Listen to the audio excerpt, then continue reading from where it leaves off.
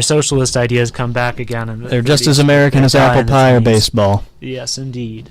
And that's kind of the point that today's series was trying to tell. Basically, there is a long, rich history of workers' struggle and progress through socialist institutions in this country. And we don't learn about it often enough. Right. It could have been, if that movement had never happened, I might have never gone to public school. I might have been working in a coal mine. From the age of 8 or something. So important. Yeah. So, really, that kind of segs into what we were going to talk about real quick in passing here. Nick and I are beginning to get involved in a new mass student organization in this country, Students and Youth for a New America. I'm one of the, we're one of, like, I guess, inner members, I guess, when you talk to the leadership, which is mostly based in New York and the East Coast in general. But this is a group of people that have really done their homework and have analyzed the history of the American left in this country, and they know what works and what doesn't. And basically, we haven't been doing a lot of what works since the 1950s and 60s. No, we have not. In that time, the political spectrum in this country has moved inexorably to the right. Social democratic concessions in this country made by the New Deal and other similar programs by LBJ, for instance, have been systemically dismantled. Any little reforms that have been made have been undone in many ways.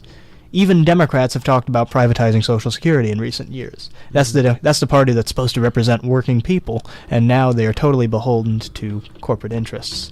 You can look at the Podesta emails that are being released by WikiLeaks right now, and you can see just to the extent that Hillary Clinton is, for instance. So really, what party do working Americans have anymore? What organization do they have behind them? What hope do youth have with cost of living increasing inexorably, wages not increasing, underemployment becoming more of the norm and not the exception? Yes. Basically what SINA aims to do, starting at the local level and expanding throughout the community, throughout areas that we are spreading through right now, starting in the campus level, hoping to spread into cities, is that there needs to be a platform for economic justice and social justice in America. And the recent relationship of basically removing ourselves, basically the left, from the general political compass of Americans has basically left many American workers to go to the right, because the left has not made a real alternative, and they haven't at that time. We've basically marginalized ourselves to the fringes of society, and we only talk in an echo chamber. And that's great for talking to other leftists, but our aim absolutely should not be to just talk to ourselves and criticize from the outside. We need to, in the Marxist sense, in the socialist sense, in the human progressive sense, we need to go to the masses, and we need to speak their language directly to them. Yes. And that's really the only way we're ever going to defeat this modern rise of nationalism and far-right jingoism that is sweeping through this nation. These Trumps of the world. Absolutely. Yeah, Duterte. Where are we to give opposition to them? Or to the Clinton of the world? Yes. These parties do not represent American interests anymore. They do not represent American workers. They do not represent anything except for a small group of parasitic financial beings at the top, basically. They don't represent them anymore. They have never represented Americans, but especially not anymore. The only way that those organizations have ever given any concession is by organized struggle, by communists, socialists, unionists working together. Most people don't know that Social Security, a national minimum wage, unemployment benefits, all of those, and the end of child labor, all of those were due to the labor struggle, directly. They would not have ever come into existence had there not been social pressure fighting behind them to make them happen. Yes. A lot of people don't know that you have the Communist Party to thank for the minimum wage in many ways because of the pressure they put behind the Democrats to get FDR reelected in 1936. Alf Landon was his opponent for the Republicans in 1936, and the desire to undo the New Deal programs was palpable. Wall Street really hated FDR for what the New Deal was doing to them. It was taking them on, basically, and it had the entire American labor movement behind him. Alf Landon was totally, the Republican candidate was just totally financed by big business in the country to try and remove FDR from office, and it failed. Landon only got like 8 electoral votes in 1936. The power of American workers, leftists, union organizers was totally behind FDR to keep the progress of the New Deal going, and it showed just the strength that we have. And I don't think that strength is inexorably vanished or gone in that time. In fact, with the candidacy of progressives like Bernie Sanders, for instance, I might not agree with Bernie on everything, but the fact that such a man was able to use the word socialist in his campaign as a cornerstone of his campaign, call his programs socialist, and he was as successful as he was, got over 13 million votes in this nation. Won 24 states in the primary. Almost half of them, yes. You should really take a look and see, wow, there's nothing un-American or hostile about socialism. Socialism has always been right here at home. It's not something in Russia. It's not something in China. It's something that's always been here within us, because the spirit of socialism really resides in every working population that is marginalized. Yes. And so we hope that this organization, when we start organizing on campus, hopefully next semester, we'll be able to start doing things like connecting to the community through community-based programs, maybe lunch in the park one day where you come in and just get food and you talk about radical politics, because this discussion needs to happen. It doesn't really happen in America, and basically we need to expand to the masses, because if history has shown us anything, it's that the American people have a heart of revolutionary socialism within them, and it's been tapped into many times, and it needs to be tapped into again for a final victory. Mm-hmm. That Lenin quote, what's that Lenin quote about revolutionary Americans? How revolutionary we always are, revolutionary tendencies. Absolutely. I will pull it up right now. It's a good quote. It's worth it. Just wait. It's worth it, I promise. The letter to American workers, Vladimir Lenin wrote this in 1918, right after the victory of the October Revolution in Russia.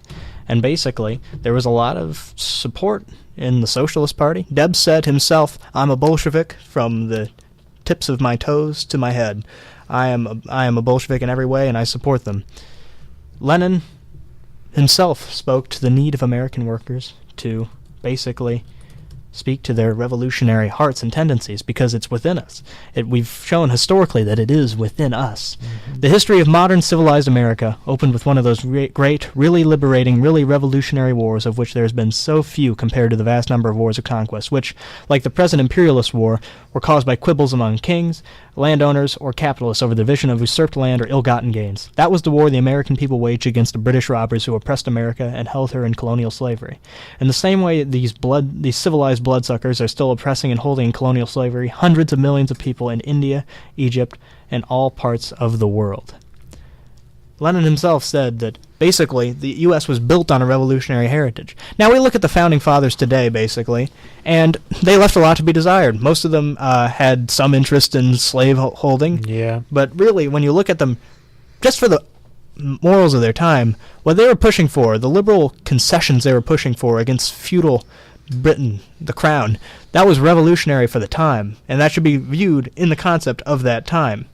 People like Thomas Paine were real. Even today, a lot of Thomas Paine works were really revolutionary. Mm-hmm. People only know him for Common Sense. They don't know that he also called for some pretty interesting social changes, too. Definitely did. Yes. Financially, socially, politically, every way. He was a renegade for his time. A lot of people would say Abraham Lincoln was a renegade for his time. A lot of people wouldn't think that the Republican Party of all parties, based on what they are today, it came into the national spotlight as the anti-slavery party. Yes. And it defeated slavery. And the defeat of slavery in the American Civil War was really like a second American Revolution. It was a great step in the liberation of black Americans who were oppressed and bound by the institution of slavery in the South. Through great revolutionary leaders like Frederick Douglass, Sojourner Truth, Harriet Tubman. This was a whole group of marginalized people in this country that said, we don't want to be second-class citizens. We want to be Americans. We want to be treated equally in this nation. And I do think, and that still, to this day, is to be desired with how racially discriminated against black Americans are in the justice system, by police, by the economy, in the way jobs are chosen, everything. That victory needs to be won. Basically, the self-determination of that group and all oppressed groups in this country needs to be considered. Mm-hmm. And that's really the only way we're going to progress. I think that there is potential in this nation to be a great country. And I think we need to work together to live up to that. Langston Hughes, a black poet of the Harlem Renaissance, wrote this great poem called Put an S in the USA. Put one more S in the USA and make it Soviet, basically. So basically, Langston Hughes was kind of a revolutionary for his time, too. He was an anti-segregation activist. He even lived in the Soviet Union for a little while as an expat. And basically, he had a lot of good things to say about the Soviet Union. He thought they're on their way out with racial discrimination in Russia, and America needs to follow the same path. He wrote this poem, Put one more S in the USA to make it Soviet. One more S in the USA, we'll live to see it yet. When the land belongs to the farmer and the factory to the working men, the USA, when we take control, will be the USSA then. So that spirit is really firmly built into the heart and mind of so many working people in this country.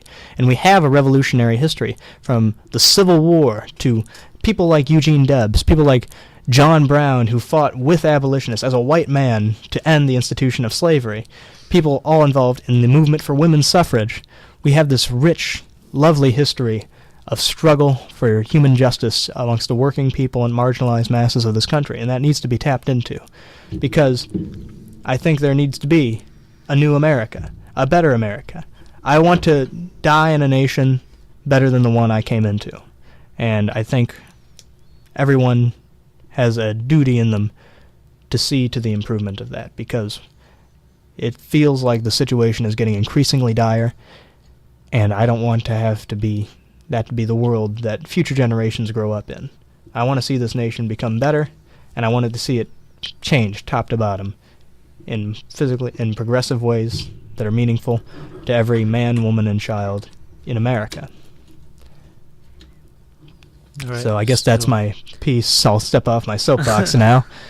I hope you really enjoyed this lecture we had on Debs, our show today, and I hope you feel inspired in any way by this diatribe about the need for a new America. Yes. Socialism has always been in America, and hopefully it always will be. So, and if we are going to make any progress at all, we need to study that revolutionary working class history that is so ingrained into American society. So thank you all. It's a bit past 7, so we're going to call it a night here. Thanks for tuning in to People's History Hour with Grant Neal and Nick Goodell. And if you would look up, I guess I'll give you more homework now. You should like our page if you haven't already, People's History Hour with Nick Goodell and Grant Neal, although the name order is reversed. You'll figure it out. And you should like Students and Youth for a New America. That page has been growing exponentially, and we are trying our best to reach the masses of American workers and to connect on class lines for real change in this country. So thank you so much. Hope you tune in next week, 6 p.m. on 104.5. And I would just like to let you know, WRFU is an open forum for the Urbana-Champaign community. The views expressed here are those of the speakers and are not intended to represent the Urbana Socialist Forum, the station itself, or the UCIMC. Thank you so much. Have a great